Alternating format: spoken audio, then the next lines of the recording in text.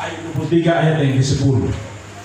Karena ia tahu jalan hidupku, seandainya ia memuji aku akan timbul seperti emas. Haleluya.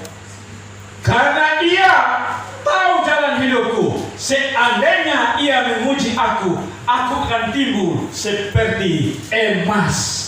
Kita seperti perunggu, seperti emas. Anak-anak Tuhan mengalami tantangan, mengalami persoalan, mengalami ujian, dia akan timbul seperti emas, bukan perunggu. Haleluya. Itulah saudara yang berbeda. Orang boleh mengatakan saya punya Allah, saya punya Tuhan yang hebat dan lain sebagainya, tetapi tidak sama seperti Allah yang disembah oleh kita. Dialah juru selamat dunia. Itu beda, saudara. Akan timbul seperti emas.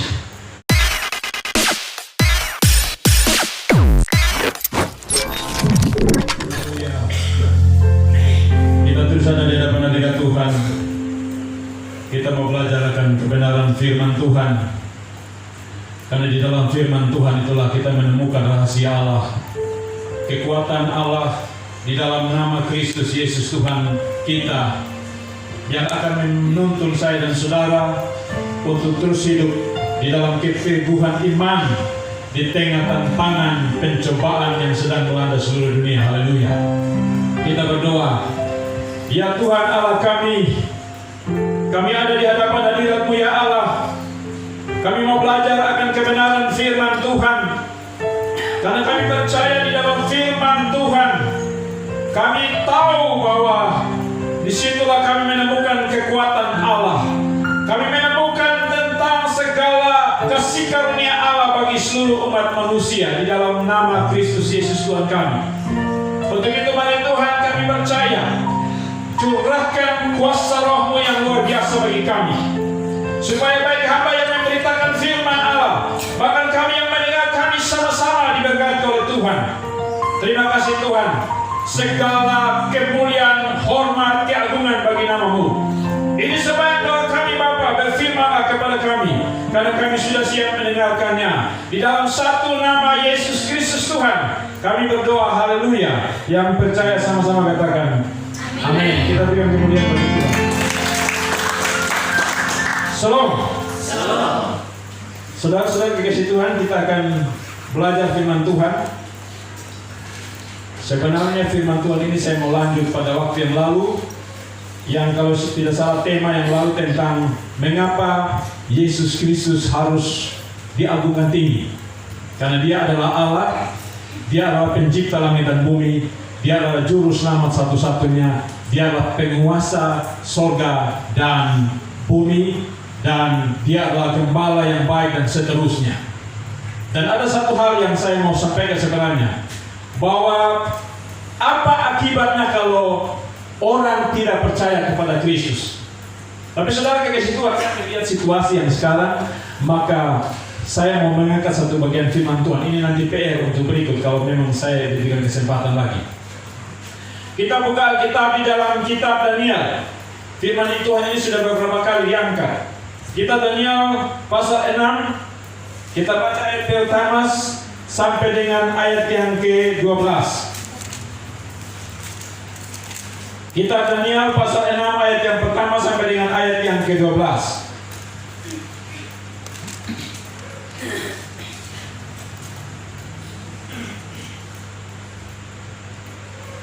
Sudah kok? Baik, kita akan baca seperti biasa. Ayat yang ganjil yang mulai pertama saya dan seterusnya nanti kita silih berganti. Kita mulai. Gua singa. Darius orang Media menerima pemerintahan ketika ia berumur 62 tahun. Lalu berkenaan Darius mengangkat 120 wakil-wakil raja atas kerajaannya. Mereka akan ditempatkan di seluruh kerajaan. Membawahi mereka diangkat pula 3 pejabat tinggi, dan Daniel adalah salah satu dari ketiga orang itu. Kepada mereka lah para wakil-wakil raja harus memberi pertanggung jawab supaya raja jangan dirugikan. Maka Daniel ini melebihi para pejabat tinggi dan para wakil raja itu, karena ia mempunyai ilmu yang luar biasa dan seluruh kerajaannya. Kemudian para pejabat tinggi dan wakil raja itu mencari alasan dakwaan terhadap Daniel dalam hal pemerintahan, tetapi mereka tidak mendapat alasan apapun atau sesuatu kesalahan, sebab ia setia dan tidak ada didapati sesuatu kelalaian atau sesuatu kesalahan padanya. Maka katakanlah orang-orang itu, kita tidak akan mendapat suatu alasan tambahan terhadap Daniel ini, kecuali dalam hal ibadahnya kepada Allahnya. Kemudian bergegas-gegaslah para pejabat tinggi dan wakil raja itu menghadap raja serta berkata kepadanya, "Ya Raja Darius, kekala hidup tuanku. Semua pejabat tinggi kerajaan ini, semua penguasa dan wakil raja, para menteri dan bupati dan pengacara, supaya dikeluarkan kiranya suatu penetapan raja dan ditetapkan suatu larangan agar para sahabat dalam 30 hari menyampaikan permohonan kepada saksi dewa atau manusia kecuali tuanku ya Raja. Maka ia akan dilemparkan ke dalam gua singa. Oleh sebab itu ya Raja, keluarkanlah larangan itu dan buatlah suatu surat perintah yang tidak dapat diubah menurut undang-undang orang Media dan Persia yang tidak dapat dicabut kembali." Sebab itulah Raja ini membuat surat perintah dengan larangan itu. Demi dengar Daniel bahwa surat perintah itu telah dibuat, pergilah ia ke rumahnya. Dalam kamar atasnya ada tingkap yang terbuka ke arah Yerusalem. 3 kali sehari ia berlutut, berdoa serta memuji Allahnya seperti yang biasa dilakukannya. Lalu orang-orang itu bergegas-gegas masuk dan mendapati Daniel sedang berdoa dan memohon kepada Allah. Haleluya. Saudara kekasih Tuhan, ini satu bagian firman Tuhan tentang kisah gua singa. Saya atau membawa kita untuk kita fokus kepada ayat 11 dan ayat yang ke-12. Bagaimana Daniel menjawab setiap tantangan, ataupun bagaimana Daniel menghadapi tantangan ataupun persoalan yang ada, atau yang sering orang istilahkan tentang badai itu sendiri. Alkitab mencatat di sini bahwa Daniel tidak membawa akan problem atau masalah tantangan ini kepada siapapun, tetapi dia datang kepada Tuhan, kepada Allah yang disembahnya itu untuk menyampaikan persoalan ini. Saudara kekasih Tuhan, kalau kau melihat hari-hari ini, mudah-mudahan di sini tidak ya, yang sering di Facebook ya, orang sering mendapat satu masalah, misalnya contoh, misalnya kalau di tetangga buat dia atau misalnya omong di purnama mencemarkan di purnama, atau bisa saja begini, saya temukan ada banyak terjadi. Dia bakal les dari suami, ataupun dia suami bakal les dari istri.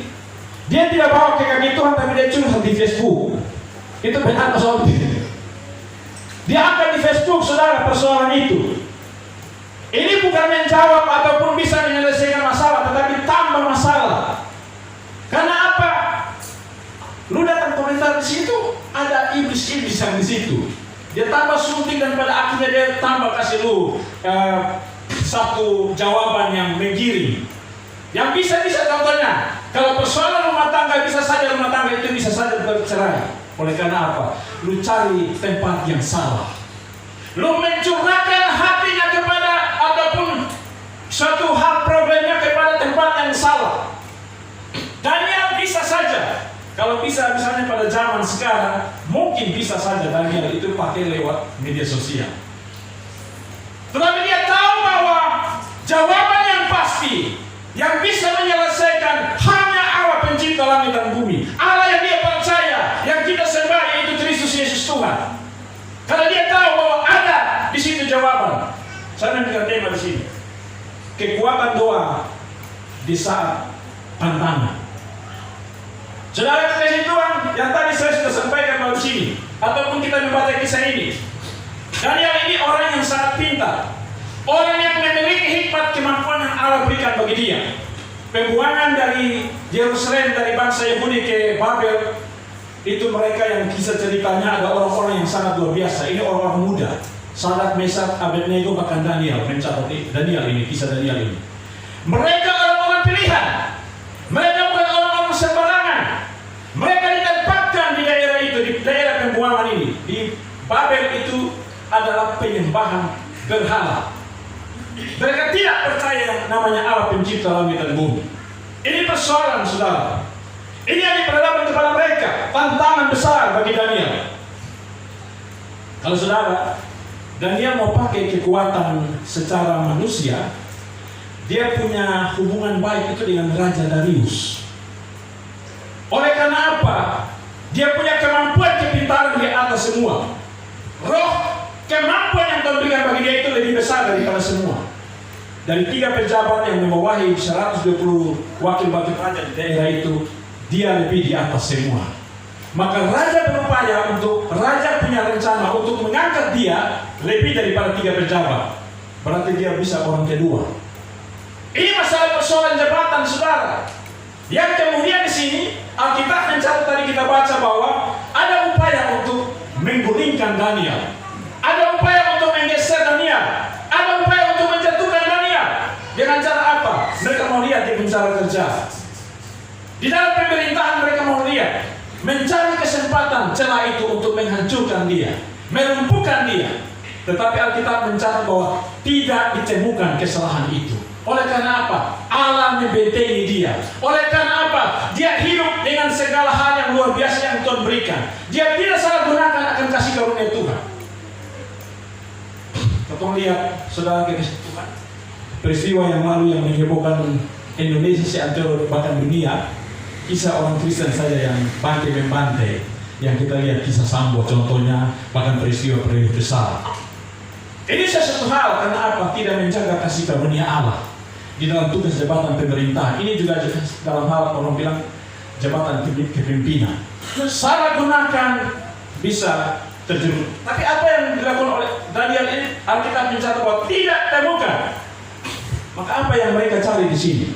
Alkitab mencatat di sini pada ayat yang ke-6 dikatakan, maka berkatalah orang-orang itu, kita tidak akan mendapat suatu alasan dakwaan terhadap Daniel ini kecuali dalam hal ibadah kepada Allahnya. Dalam urusan pemerintahan, dalam urusan pekerjaan, dalam urusan kehidupan sehari-hari, tidak dapati Daniel ini. Kesalahan tidak ada pada dia. Karena dia tunduk pada hadirat Allah. Dia melakukan akan apa yang Tuhan berikan bagi dia. Tetapi yang menjadi persoalan adalah dia punya ibadah yang berbeda. Dia punya penyembahan yang berbeda. Dia punya Allah yang berbeda, yaitu Allah pencipta langit dan bumi. Sedangkan pada waktu itu adalah menyembah akan ilah-ilah dunia. Ini yang berbeda. Sehingga ini cara-cara satu-satunya untuk menghancurkan Daniel. Mereka menghasut Raja Darius supaya buat satu aturan pemerintahan menurut media Persia, supaya dengan aturan itu dimeterai, maka tidak ada satupun yang bisa membatalkan, termasuk raja tidak bisa membatalkan kalau sudah diundang-undangkan secara media Persia. Yaitu dalam tempo 30 hari menurut catatan Alkitab bahwa tidak ada satu orang pun yang menyembah ilah Allah apapun kecuali kepada Raja Darius. Tetapi apakah kemudian dengan batasan itu, larangan itu membuat Daniel untuk kemudian berhenti dalam berdoa? Untuk melarang Daniel untuk kemudian memuji dan menyembah Allahnya atau percaya tetap kepada Tuhan? Tidak. Dia tetap melakukan iman dia.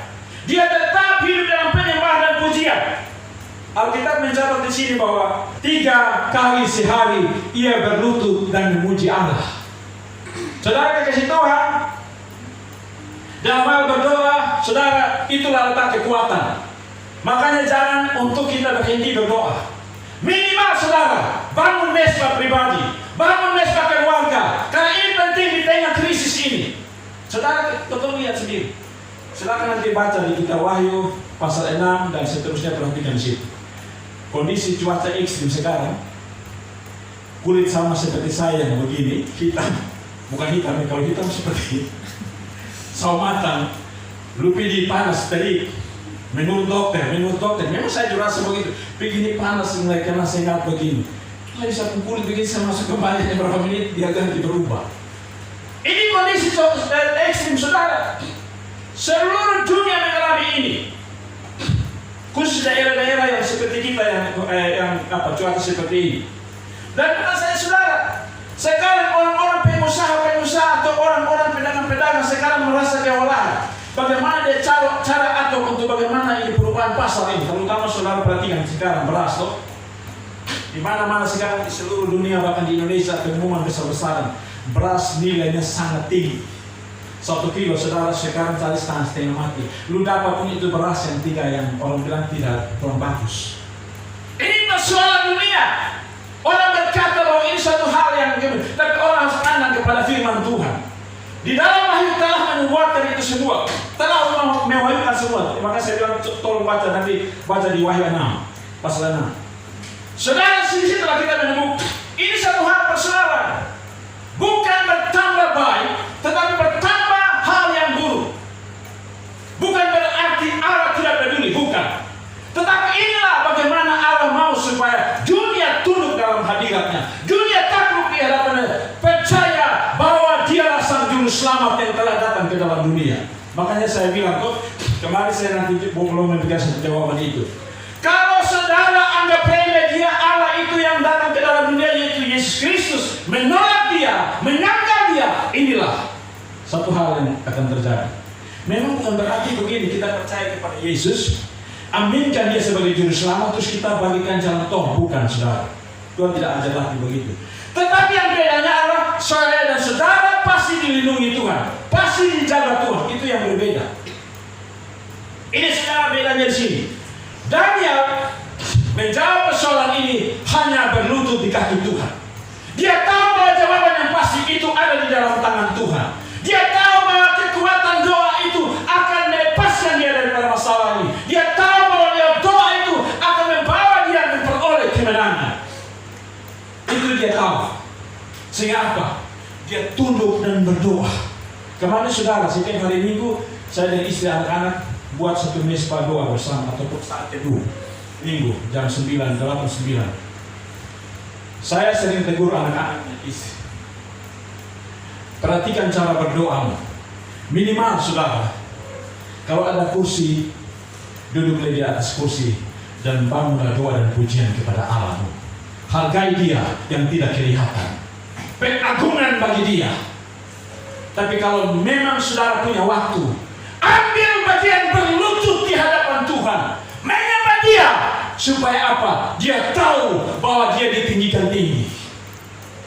Makanya saudara, perhatikan Daniel punya cara beribadah dan berdoa. Dia tidak duduk enteng-enteng. Dia tidak hanya datang selepas hanya sekedar. Tapi dia tahu dia harus sungguh-sungguh menyembah Allah yang hidup, Allah yang luar biasa, Allah yang agung dan mulia. Alkitab mencatat 3 kali sehari dia berlutut. Dia tidak sekedar doa hanya seperti biasa. Berlutut dan menyembah Allah. Saudara tahu rahasia. Di saat saudara yang saya berdoa biasa, misalnya seperti kita duduk begini, atau duduk di kursi, atau hanya minimal cara model seperti ini, akan sangat berbeda pada saat saya dan saudara berlutut. Itu akan sangat berbeda saudara. Akan sangat berbeda. Contoh yang dibangun, yang ditunjukkan oleh Yesus Kristus, Sang manusia sejati itu, yang adalah Allah dan Tuhan. Pada saat dia mau menjalani jalan penderitaan Via Dolorosa, saudara perhatikan kisah Taman Getsemani. Apa yang Yesus lakukan? Dia datang lepaskan Petrus dan yang lain di situ. Dia menuju tempat di situ ada mesbah batu di situ. Apa yang dilakukan oleh Yesus? Apakah Yesus sekedar datang berdoa? Tidak. Dia meletakkan dirinya berlutut di situ, menyembah Allah Tuhan, Bapanya. Karena dia tahu sebagai manusia, dia butuh kekuatan, dia butuh perlindungan, dia butuh kelepasan. Dan Alkitab mencatat apa yang dilakukan oleh Yesus. Dia setelah dia berlutut, dia punya tetesan-tetesan keringat bagaikan gumpalan-gumpalan darah. Saudara, para ahli geologi dan lain sebagainya, mereka menemukan di Taman Getsemani batu yang Tuhan Yesus berlutut dan taruh tangan di atas berdoa dan keringatnya jatuh. Itu keringatnya itu sudah menjadi fosil batu. Dan mereka ambil sampel ini, bawa ke laboratorium, mereka pakai alat secara teknologi. Cek, ternyata di situ ditemukan inilah sudah sekian ribu, 2000-an tahun yang lalu. Sang Yesus Kristus manusia yang berlutut di sini. Dan inilah tetesan keringatnya. Ternyata di alat itu ditemukan bahwa ada campuran darah. Tetesannya keringat ini balikan darah. Karena apa? Pergumulan yang sangat berat. Dia tahu inilah hidup dan mati untuk menyelamatkan seluruh dunia. Tetapi persoalan kita adalah kita mau berdoa saja, hitung-hitung. Pulang kantor capek lelah, pipa jual sana datang sana sini, lepas di sini yang penting sekedar, mari sudah Bapa di surga, haleluya. Saudara, kita sama seperti apa? Seolah-olah Tuhan itu yang sekedar. Kalau Tuhan pakai sekedar, saya dan saudara ini juga pasti akan sekedar. Saya omong kepada istri dan anak-anak, saya tegur salah satu, saya bilang, ambil kursi dan duduk di atas. Hargai dia Tuhanmu. Contoh hal sepele. Saat saya dan saudara masih bisa berjalan datang memuji Tuhan, masih bisa melangkah selangkah dua langkah, itu tanda Allah sedang menjawab saya dan saudara. Itu tanda penyertaan Allah. Tapi Allah tidak pernah minta uang untuk berdoa. Allah pernah minta uang tidak kok. Dia tidak pernah minta uang. Mari ini saya kasih uang, kamu kasih uang berdoa, tidak. Dia hanya butuh adalah bagaimana penyembahan, bagaimana doa, bagaimana lututmu atas persoalan masalah. Maka di situ ada kekuatan, ada penyelesaian yang Tuhan buat. Ini sesuatu hal yang sangat luar biasa, saudara. Daniel menunjukkan di sini bahwa apa? Ini penting karena dia tadi bisa saya pakai suatu kekuatan manusia untuk dia minta Raja Darius bela dia. Tapi ini suatu hal yang mungkin akan bisa memicu suatu persoalan besar. Yang tadi saya bilang kalau kita masuk di medsos dan kemudian mulai curhat di sana, kita punya persoalan pribadi atau dan lain sebagainya, mungkin pada saatnya mungkin orang pasti akan yang mungkin simpati dan kita pasti dia dukung. Dan ini pasti ada cara-cara iblis masuk dan bisa menjerumuskan. Ini saudara, banyak hal yang saya temukan di sana. Kadang-kadang istri suami muat di medsos, saudara. Ini persoalan apa ini? Menghancurkan rumah tanggamu, menghancurkan hidupmu, menjauhkan engkau daripada hadirat Tuhan. Curahkan isi hatimu, datang kepada Tuhan. Sembah Dia, puji Dia, angkat hatimu kepada Tuhan. Tuhan memberikan jawaban bagi Daniel. Karena apa? Daniel punya sandaran pokok hanya pada Tuhan.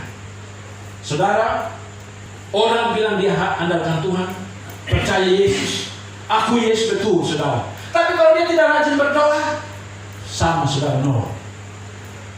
Lu bilang, lu ini hidup menyembah Tuhan. Amin, saudara. Percaya Tuhan. Amin.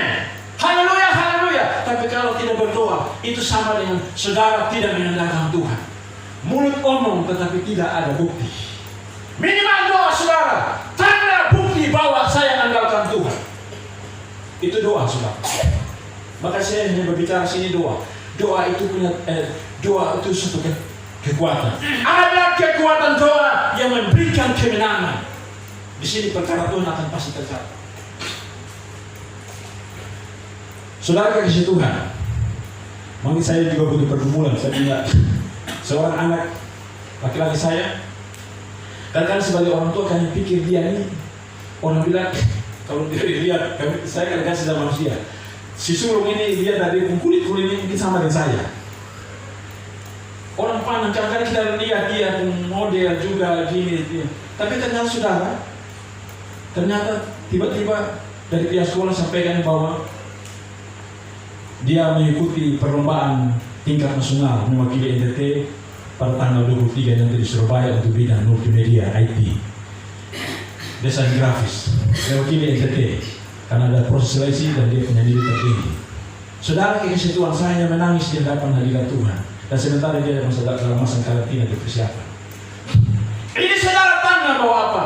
Ada doa yang memberikan kekuatan. Ada doa yang memberikan mujizat. Daniel tahu ini, rahasia ini. Bahwa dia tahu pada saat dia berlutut dan memuji menyembah Allahnya, Allah tidak pernah tinggal dia. Saudara, kekasih Tuhan, terus persoalannya di sini. Kenapa saya berdoa? Untuk supaya masalah ini bisa teratasi. Tapi yang situasi Daniel ini berbeda. Pada saat dia berdoa dan kebiasaan 3 sudah benar, sudah memuliakan Allah betul, apakah kemudian Allah tidak mendengar dia? Tidak, saudara. Kok pertanyaannya kenapa? Kenapa Daniel tidak dibela pada waktu itu? Kenapa Daniel terus diberikan izin oleh Tuhan atau dibiarkan terus dibuang ke dalam lubang singa? Berarti Allah itu tidak betul, toh? Kalau menurut akal kita logika, tidak. Tetapi Daniel belajar di sini bahwa apapun situasi sekalipun dia sama dengan Sadraq, Meshach dan Abednego, toh? Sekalipun Allah kami tidak menolong kami, kami tidak menyembah akan Allah itu. Itu prinsip iman, toh? Yang sering kita bilang orang Saudi apa? Mau mati-mati, mau hidup-hidup. Rasul Paulus juga begitu, toh? Hidupku Kristus, matiku adalah keuntungan. Ini prinsip iman yang kemudian itulah yang tertuang di dalam doa. Allah tidak melepaskan Daniel, tapi dia membawa Daniel masuk ke lubang singa. Saudara, kemarin beberapa hari lalu saya nonton kembali ini video di TikTok itu ada kisah Daniel di lubang singa tuh. Jadi waktu ceritanya betul dia masuk ke lubang singa, saya perhatikan waktu Daniel sudah telanjang badan, tinggal permisi pakai cawat saja. Di posisi tembok di dinding dalam gua ini, singa-singa ada beberapa ekor sudah siap untuk tinggal mau tekam dia. Dia dalam posisi dipasarin tembok. Tapi apa yang kemudian dalam doa dia bilang begini, Tuhan, aku pasrahkan hidup ini. Kalaupun saat ini aku mati, terpujilah Engkau Allah pencipta langit dan bumi. Dia pasrah diri, saudara, dan tutup mata dan siap diterkam oleh singa.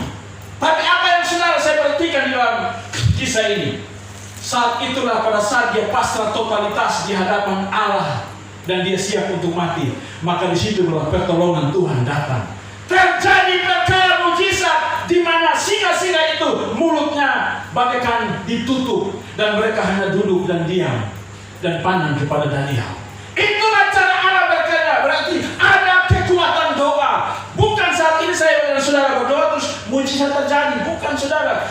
Tetapi di saat saya dan saudara berdoa, sebenarnya ini satu hal yang sedang dibangun untuk menuju kebenaran yang lebih besar. Allah tidak pernah melatih orang Kristen, orang percaya, hamba Tuhan, anak-anak Tuhan untuk menikmati berkat kecil, tidak. Untuk menikmati berkat yang besar. Karena apa? Saudara, saya sering kasih contoh begini. Kenapa Allah itu tidak pernah memberikan ilustrasi contoh begini? Engkau bagaikan burung pipit, tidak. Atau engkau bagaikan akan kuat seperti burung apa? Burung gereja. Ataupun kayak burung merpati, tidak. Kalau menyangkut kekuatan orang percaya, Allah akan menunjukkan bahwa engkau bagaikan seperti burung Raja Wali yang terbang tinggi. Itulah orang yang menanti-nanti Tuhan, yaitu lewat doa. Dia bagaikan burung Raja Wali yang terbang tinggi, dan itu suatu kekuatan yang besar. Yang kemudian, saudara, Allah tidak pernah memberikan contoh ilustrasi lewat para kisah-kisah tokoh Alkitab yang begini. Engkau bagaikan mengalami ujian tantangan ini bagaikan sebagai perunggu, muncul sebagai perunggu, tidak. Alkitab mencatat bahwa engkau akan dipoles, muncul bagaikan emas. Coba baca ayat 23 ayat yang ke-10. Karena ia tahu jalan hidupku, seandainya ia memuji aku akan timbul seperti emas. Haleluya. Karena dia tahu jalan hidupku, seandainya ia memuji aku akan timbul seperti emas. Tidak seperti perunggu, seperti emas. Anak-anak Tuhan mengalami tantangan, mengalami persoalan, mengalami ujian, dia akan timbul seperti emas, bukan perunggu. Haleluya. Itulah saudara yang berbeda. Orang boleh mengatakan saya punya Allah, saya punya Tuhan yang hebat dan lain sebagainya, tetapi tidak sama seperti Allah yang disembah oleh kita. Dialah juru selamat dunia. Itu beda, saudara. Akan timbul seperti emas. Yang kita ingat ya, baca lagi di dalam Yesaya 40 ayat yang ke-31. Yesaya 40 ayat 31. ayat 31. Tetapi orang-orang yang menanti-nantikan Tuhan mendapat kekuatan baru. Mereka seumpama raja wali yang naik terbang dengan kekuatan sayapnya. Mereka berlari dan tidak menjadi lesu. Mereka berjalan dan tidak menjadi lelah. Haleluya. Itulah saudara kekuatan doa tadi seperti contoh ayat. Dia tetap ada dan memuji Allah Tuhannya. Saudara lihat contoh, saya kembali dulu kepada ayat contoh kisah tadi. Mirip sama dengan tokoh-tokoh ini, hampir punya tantangan yang sama. Berbeda dalam model tantangan, tetapi mereka mampu untuk keluar daripada itu. Menjadi pemenang. Makanya ayat begini, dia akan muncul seperti emas, bukan perunggu. Emas, harga, berharga, tinggi, mulia. Pada saat Ayub mengalami musibah besar, semua harta miliknya hilang. Anak 10 orang, laki-laki 7 orang dan perempuan 3 orang. Oleh apa? Mati semua. Apa yang dia lakukan? Alkitab mencatat, Ayub hanya datang sebagai wujud dia berkabung. Dia kasih kepala ini gundul. Dia koyakkan dia punya baju. Dan dia hanya bilang tunduk dan hormat. Dia menyembah Tuhan, berlutut dan menyembah Allah. Dia bilang, terpujilah Allahku. Aku keluar dari rahim ibu dengan telanjang, aku kembali pun dengan telanjang. Engkau yang memberi, engkau yang mengambil, terpujilah nama Tuhan.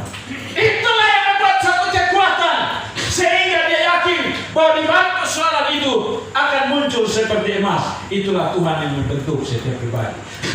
Dalam Yesaya juga yang sama, saudara. Orang yang hidup di dalam doa penyembahan, tekun bertekun dalam doa, maka dia diibaratkan dalam seperti terbang, kekuatannya seperti Raja Wali yang akan terbang dengan kekuatan sayapnya.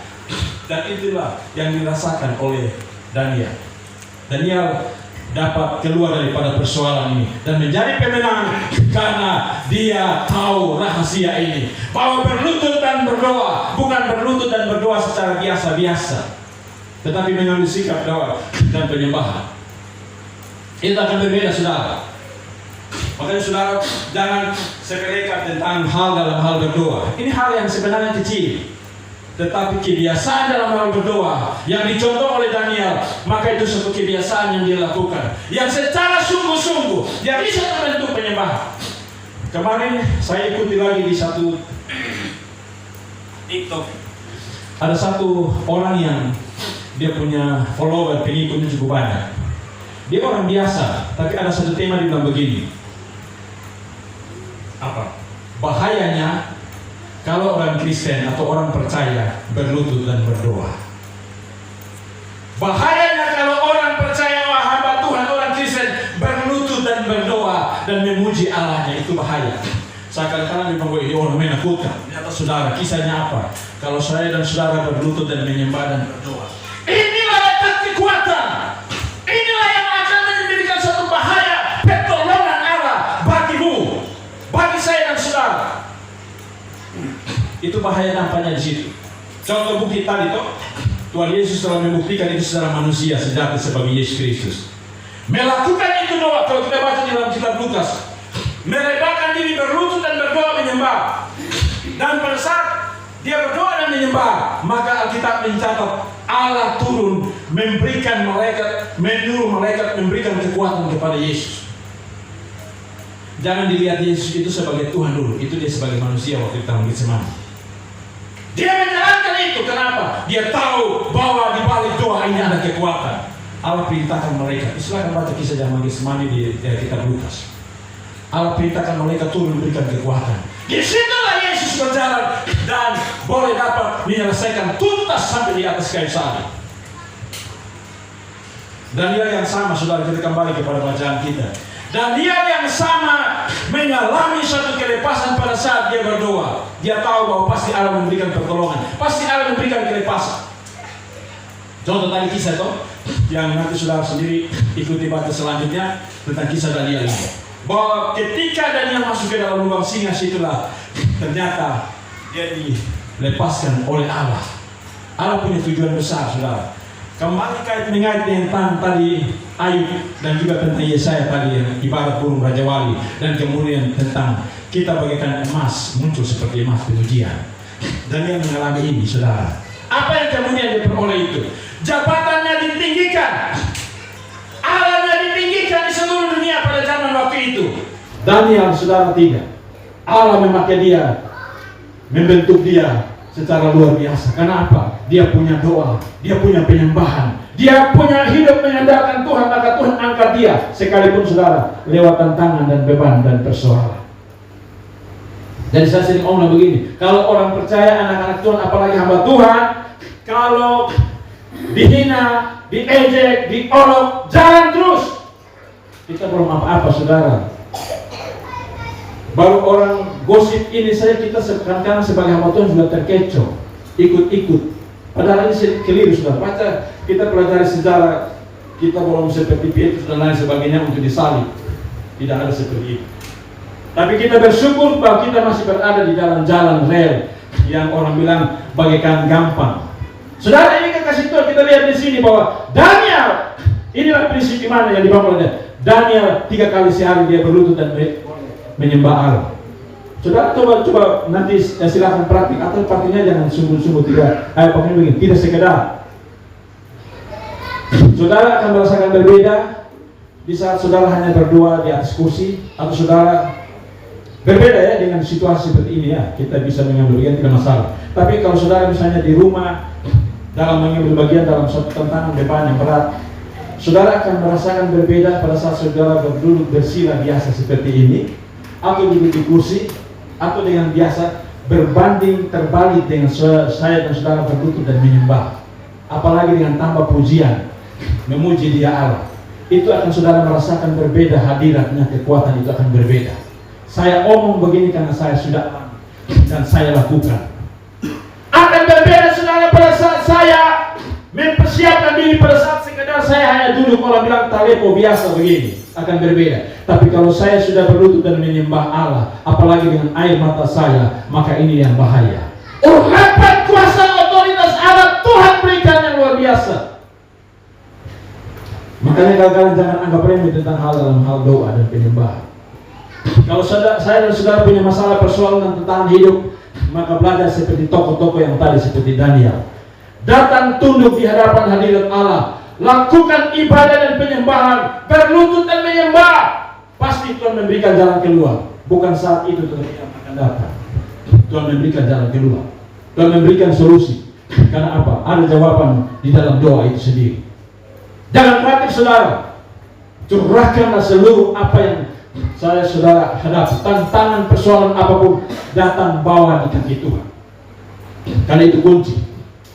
Saya tidak mau omong dulu tentang kebenaran firman ataupun iman dan lain, tetapi kunci minimal yang Tuhan tidak kasih berat-berat, doa, datang berlutut di hadapan Tuhan, maka Tuhan pasti memulihkan. Coba baca lagi satu ayat, Efesus 4 ayat 6. Dengan ucapan syukur. Ayat yang 7. Damai sejahtera Allah yang melampaui segala akal akan memelihara hati dan pikiranmu dalam Kristus. Haleluya. Saya dan saudara, pada saat alami tantangan, beban dan persoalan, datang bawa persoalan itu kepada Tuhan. Jangan kepada media sosial ya. Jangan bawa kepada orang lain atau tetangga. Jangan bawa kepada orang-orang yang artinya orang bilang apa?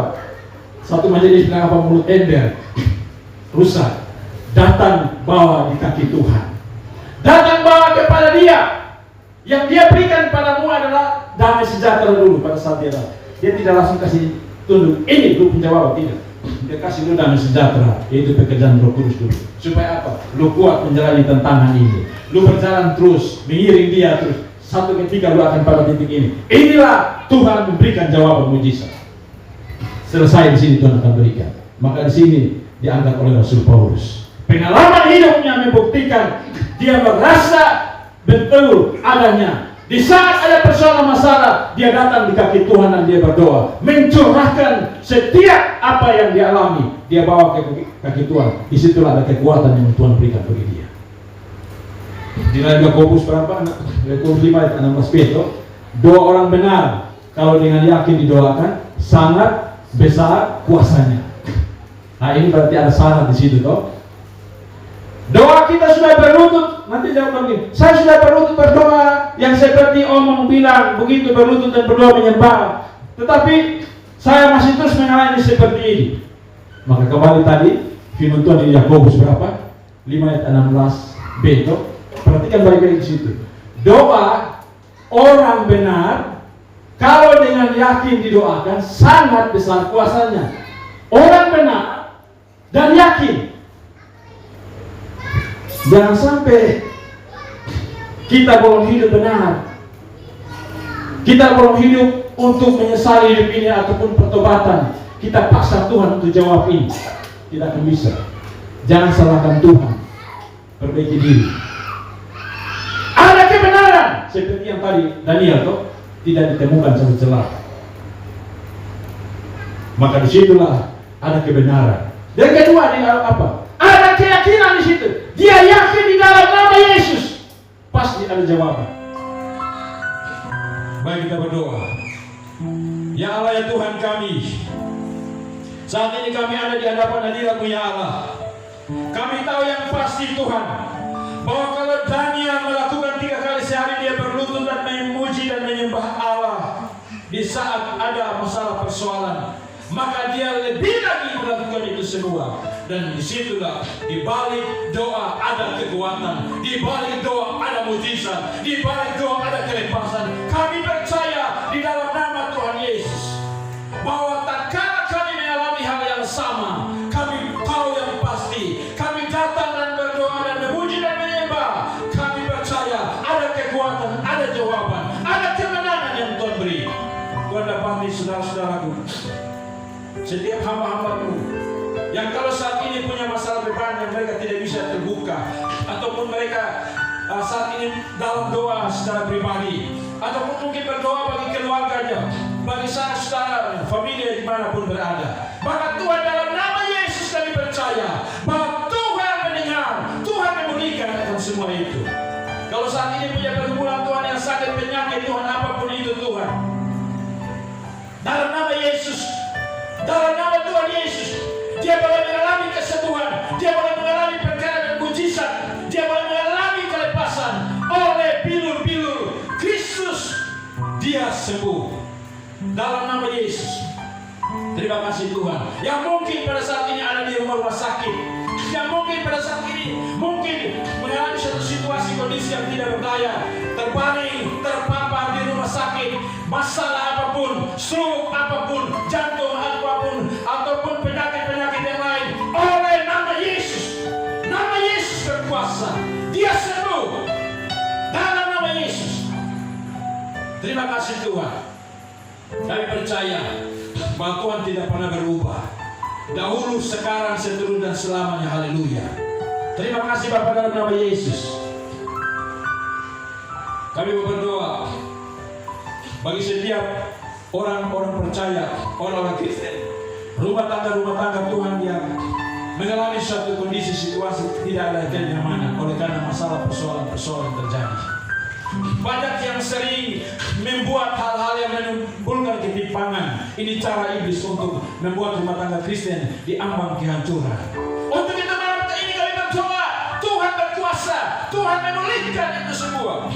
Dan mari Tuhan kuasai rumah tangga orang percaya dengan kuasa darah-Mu yang mahal itu. Haleluya. Yang memberikan suatu pemulihan kembali.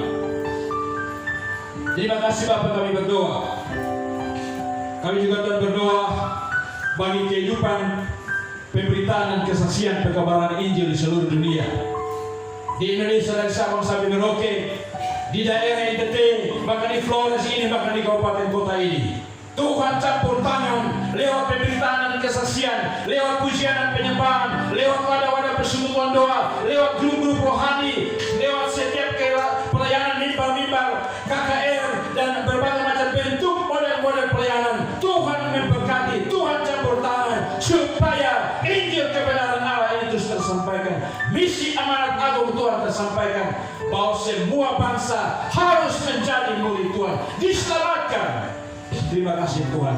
Indonesia boleh mengalami suatu pemulihan. Negeri ini diberkati, dilindungi Tuhan. Terima kasih. Tuhan berkati akan kabupaten kota ini dan pergerakan pelayanannya Tuhan. Lewat wadah-wadah persekutuan doa salah satunya seperti ini ya Tuhan. Lewat gereja-gereja, lewat setiap hamba Tuhan, lewat setiap orang-orang yang melayani, supaya semua bersatu padu melayani Tuhan sama-sama untuk menyatakan kemuliaan Tuhan bagi kabupaten kota ini, supaya kemenangan jiwa-jiwa Tuhan nyatakan bagi hormat dan kemuliaan bagi nama Tuhan. Haleluya. Dapat kami juga berdoa dalam nama Yesus bagi bangsa negara kami Indonesia, bagi presiden kami, bagi wakil presiden.